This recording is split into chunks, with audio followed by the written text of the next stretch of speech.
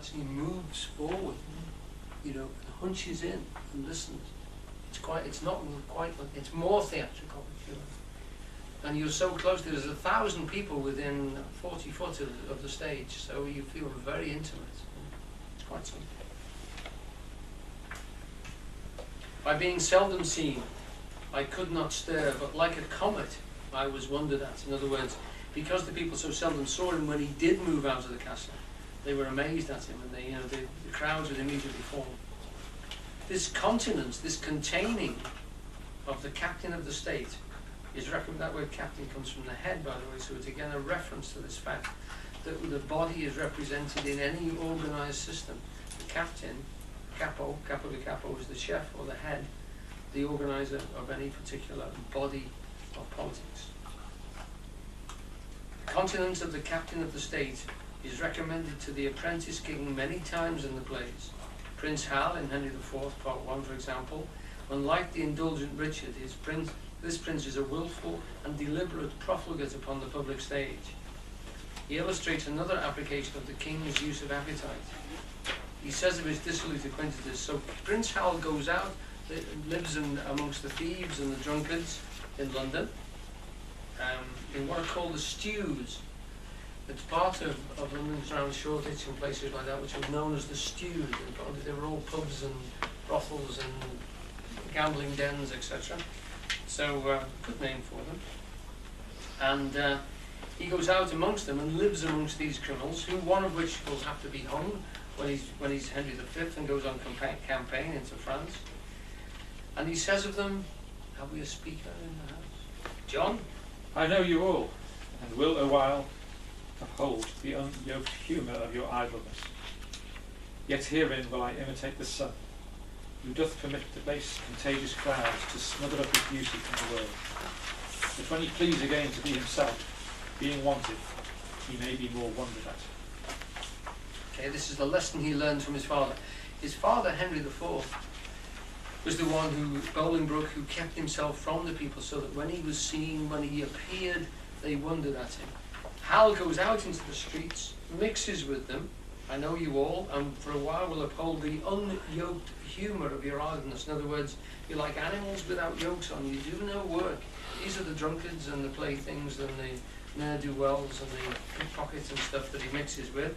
Falstaff is the chief one of them, the great mound of flesh, as Shakespeare calls him, the great hill of a man, a big fat slob of a character, who is a wonderful construction, so evilly sort of dissolute, you know. He dies just before Henry goes to France as Henry V. So Prince Hal is Henry V in his student days, if you like, of running around the stews of London. Herein I will imitate the sun, who doth permit the base contagious clouds, nice word, contagious clouds, to smother up his beauty from the world. But when he please again to be himself, being wanted, he may be more wondered at. Okay. The wise and noble Duke Vincenzio in Measure for Measure sums up the nice distinctions the prince must make in his relations with his subjects. Another more measured, more reasonable soul, have we, who would like to read this? Calmer person. Can't be me. I will come. Please. I love the people, but do not like I love the people, but do not like to stage me to their eyes. Though it do well, I do not relish well their loud applause and aves vehement. Nor do I think that man of safe discretion,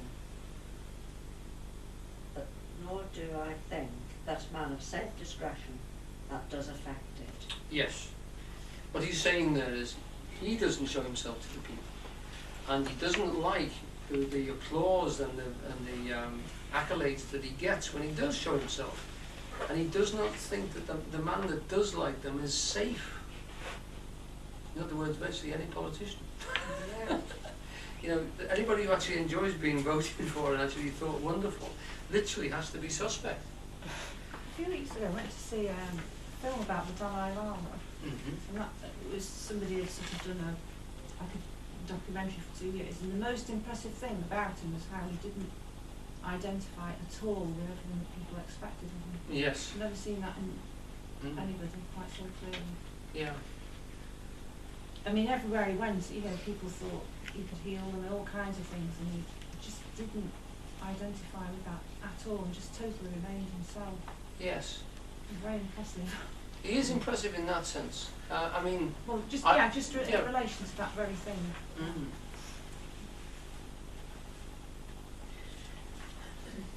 I met a couple of Tibetans a long time ago, and they are very strange, and because they are very alien to the way we see things, but certainly they have an authenticity. I think they have a very sort of direct sort of appreciation of things, and when you see him in terms of the other heads of state, he is quite a unique character in that sense.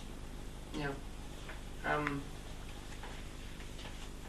What we've got here in Duke Vincentio, in Measure for Measure, is someone who's going to do a very amazing thing. He's a symbol of God in the sense that he's going to leave his kingdom. As we've said, God can't stop holding it in being, and give it. He's going to give it to another man to rule in his place, and he's going to move through the kingdom as a friar, watching how this fellow manages it, watching how this fellow controls the situation. Now, this is a wonderful statement for ourselves as human beings, because we have here the divine, if you like, in us being hidden, and something else controlling us, which is he's going to ultimately call to account. So you've got the Christian story, which has been upended, because it's not Christ or God that is now measuring and assessing this. It's a quality from within the kingdom itself which is being measured. You must think, you know, what qualities are being represented here. But you've got the ruler, the rightful ruler, the holder of the kingdom, the Duke Vincentio here, leaves because the city here has become unruly, and he wants the laws he set in motion to be acted out and to be brought back into situation. And to do this, he puts another chap in response to that situation and watches how he reacts, and then he moves through the whole of society right down to the very bottom level, and he moves through situations of injustice, trying to balance it and restructure it, and then comes back and judges the whole city, puts everything back into its proper place. Because while he's away,